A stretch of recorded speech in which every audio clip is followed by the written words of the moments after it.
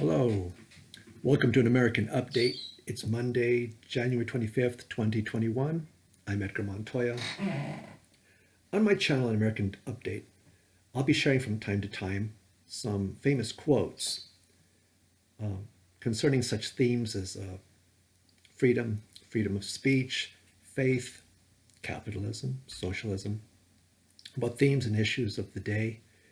And it'll be by mostly Americans, but not just Americans, including some people from other countries, recent and throughout history, such as Winston Churchill, or less noble people like Adolf Hitler. Yes, from what we consider good people and bad people. And we'll talk a little bit about what something that they said means to us today or has meant to us through the years.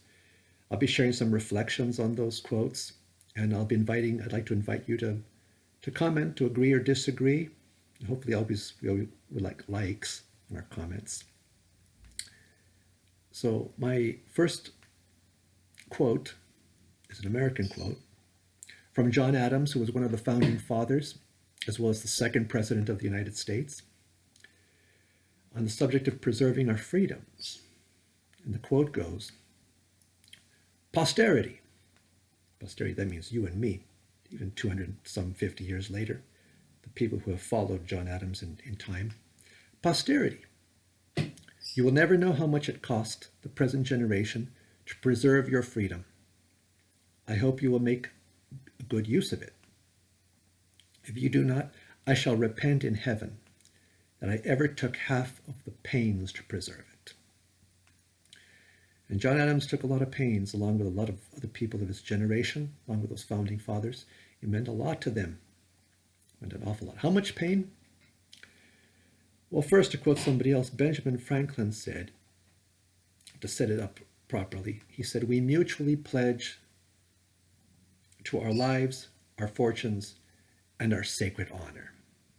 They put it all on the line, those founding fathers, by putting their signatures on that Declaration of Independence, or putting down, as we say today in the slang, their John Hancock on it. And John Hancock was one of the founding fathers, one of the signers of the Declaration of Independence, the one with the biggest, most prominent signature on there. Little side note, when he was asked why he signed his name so big on there, he said he wanted John Bull to be able to see it without his spectacles. John Bull was a fictitious person. He was an English representation of an English version of Uncle Sam, as we have today. Anyways, as they put their signatures on this document, they pledged it all. Had the revolution failed, had England won the Revolutionary War, all of those men, the owners of those signatures, could have ended up, if King George III was merciful, in prison for life, or most likely, they would have all ended up hanging from a rope. They would have been executed. Our founding fathers, it meant a lot to put their signature on that paper. The generations since have seen sacrifices too. Many thousands, several hundreds of thousands of men and women dying in war, sacrificing it all in the fight against Nazism, communism, surviving the threat of nuclear war, and proudly fighting for their country, standing for their nation, praying for their nation. As imperfect as it is, it meant a lot to them to preserve our freedom. And today, I think of today's generations, and I speak as a conservative, and from what I'm going to say now, many people you will probably roll your eyes and sigh, but as being an American, I have a right to say this too. I wonder about the next generation. I wonder about the young people today, after decades of being taught what they've been taught in school, and going through history classes, which I went through too. Being taught that America was less than great, probably not even worth dying for. For 4 years, President Trump spoke about making America great again. Over shouts of America was never great. So I wonder today, where would be the willingness to fight for the freedom, to preserve that freedom? It is dissipating. It's falling apart. So I fear a little bit for the next generation. If we lose our freedom, President Reagan once said, we are never more than one generation away from losing our freedom. And I can't help but wonder if maybe we've reached that generation. Who knows what the future holds?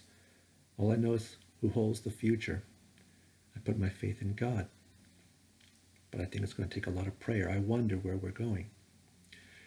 But I invite you to maybe those of you who've been skeptical and have thought less of America, that it's not great, to maybe go back on your own, especially in this internet age, when you can go back and maybe ask yourselves and wonder, why did John Adams and George Washington, Thomas Jefferson, Alexander Hamilton, and the greats who followed after them, and you may not see them as great, but these people, these men, these women, you may wonder, why did America mean so much to them?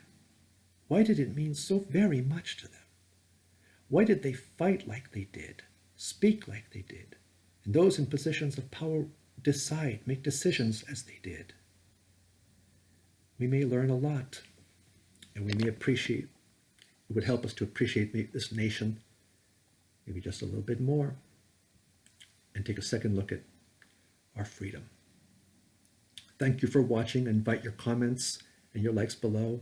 Until next time, this is an American Update. Bye-bye.